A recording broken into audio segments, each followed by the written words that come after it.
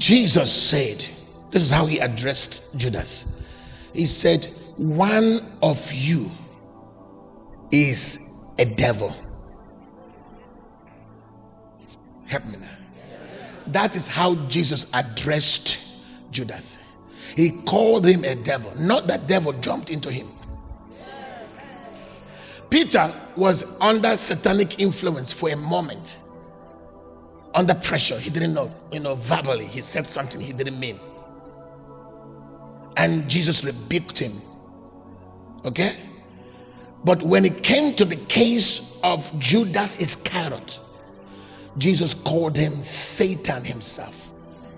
In other words, Satan has possessed his mind, his emotions, his intentions, his intellect, his spirit. All of him is under that betrayal spirit. He is the betrayal himself. The wickedness is in him. The wickedness is in him.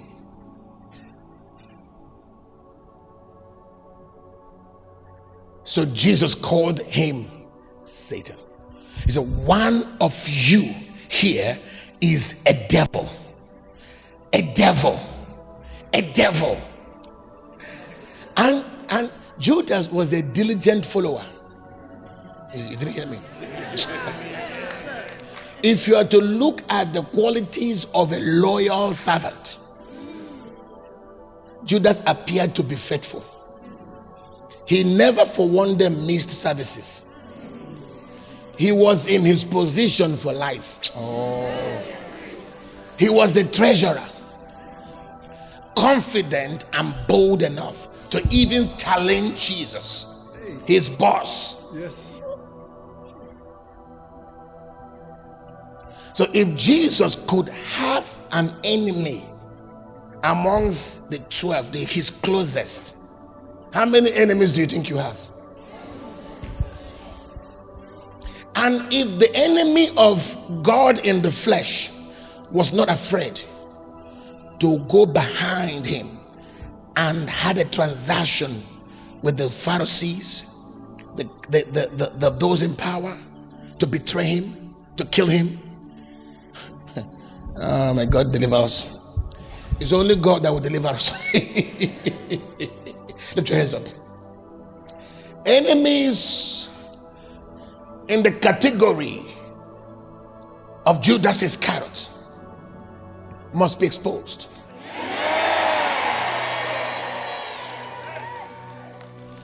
There is always a time that God exposes our enemies. And now is, remember, after many years, Jesus came to a point where it is due. He now said, one of you is a devil. In other words, one of you have plotted what you have in mind to do. Go and do it. Peter said, is it me? Matthew said, is it me, Lord? Luke said, is it me, Lord? He said, is it me, Lord? Then when Judas, he knew it was him. He also asked, is it me, Lord? Because they are so gifted in pretentiousness. They are perfected in pretentiousness. They understand the system. And when he says, "It's me, Lord," he said, "That says so." Christ is a very, very, very wise man. He said, "You said so." He said, "Go and do that which you have plotted to do. You've already bought yourself into it. You've consented. You've agreed. Your fate has been decided. Nothing can change it. And that is eternal damnation." People don't even understand that.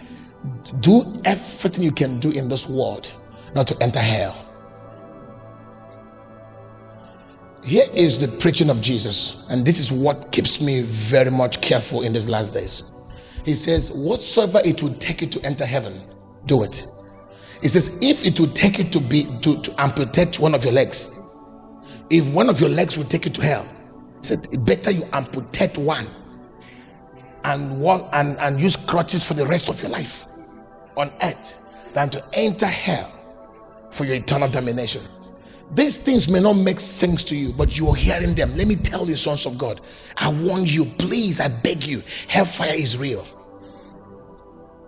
Forget about this world, money, betrayal, killing people, destroy. These things can end your entire eternal destination. It says, if one of your eyes will take you to hell, pluck it out. Better you enter heaven with one eye. Now these were the words of the Lord himself. So I highlight God's, every time I read the preachings of Jesus, I highlight them because they are eternal. They are everlasting. You must be afraid of the words of the Lord himself. Judas didn't know that beyond the suicide, beyond his physical death, was an eternal damnation in Hades. So I have a good news for you. Don't worry when they are fighting you. Don't worry when they have turned against you. Don't worry when they are plotting against you. Are you hearing me now? None of their plans will stand. Hallelujah!